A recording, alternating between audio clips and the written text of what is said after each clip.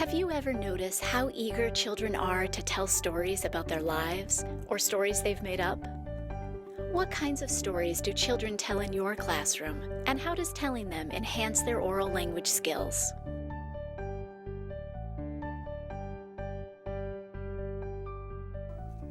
And this story is about 3 crocodiles and 1 dragon. All young children have stories to tell, and they want an audience to listen. Because of this, storytelling is one of the best ways for children to develop oral language skills. When a child tells a story, he learns that he must choose his words carefully, use his narrative skills, and understand the role of the audience. Through storytelling, children use what they know about literature as they focus on story elements such as characters, the plot, problem and resolution, and the sequence of events. They also learn how to use abstract language, which enhances their language development. Since stories originate in children's lives, storytelling provides an opportunity for children to express what is going on in their lives or what is interesting or important to them. This allows children to talk more confidently because they are the experts on their own story. A lost tooth! Where did it go? Is it in your ears? Is it in her nose? Where did her lost tooth go? It fell out. It fell out. It went to the tooth fairy. It went to the tooth fairy. Tell me about that. Encouraging children to tell stories gives you the opportunity to engage them in conversation.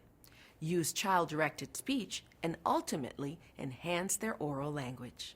Much of our language with children is about the here and now, and we label and we comment and things are right there and we all know what we're talking about. But a more abstract kind of language is language about things that have already happened or thinking ahead to what will happen or fantasies, making up stories. So Alexa, what did you see at the beach? A monster. A monster? And that's a harder kind of language to understand, and that's called decontextualized language. With that. Wow. We're using language to talk with children about something that is not right here in the here and now. When you did gymnastics, what did that room look like? It was red. It was red? I see you going like this. Was it a little room? Was it a big room? One strategy for incorporating storytelling into the preschool classroom is known as doing stories. In one version of the strategy, you listen for possible stories in children's play and write down the stories as children dictate them. We like to see some lions. See some lions. I'm going to write that down, Migdalise. During an extended free playtime, that's exactly what I listen for, so that I can say, that sounds like an interesting story you're doing. Do you mind telling it to me over again so I can write it down, and later, when playtime's over, we can act it out?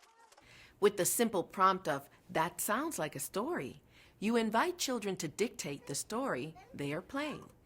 As you transcribe the story, children will use their language and literacy knowledge to define key story elements. Wait, that Pan Street has pandas? Yeah. Really? And it had like lions or like pandas or like tigers, like jaguars. These stories can be acted out later during group time. Now I say, Jenny in the doll corner was acting out a good story, so I asked her if she would tell it to me. So Jenny, you've got the mother, the baby, you've got the doctor, you've got Superman. Who do you want to be in your story? And then other children will act out the other roles. I'm princess.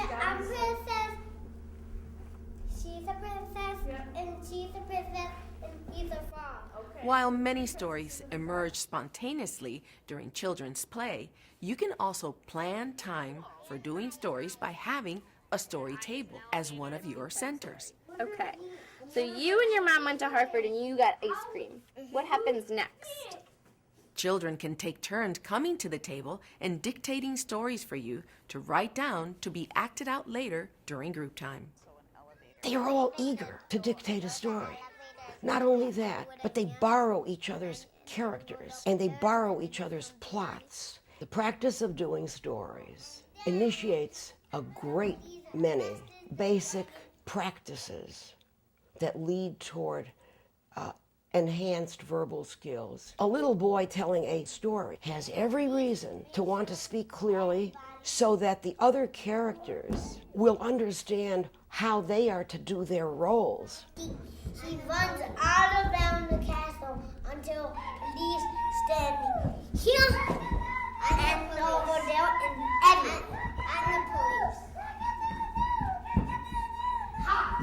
When children do oral storytelling, they get this very sophisticated knowledge of story elements and how stories work. Characterization, sequence of events, plot and resolution. And that's definitely going to help them when they start to read. It helps them to understand how we use story structure or how we use story elements to predict what's going to happen next or just to better understand the story. We know that it is a very, very good, useful early language activity.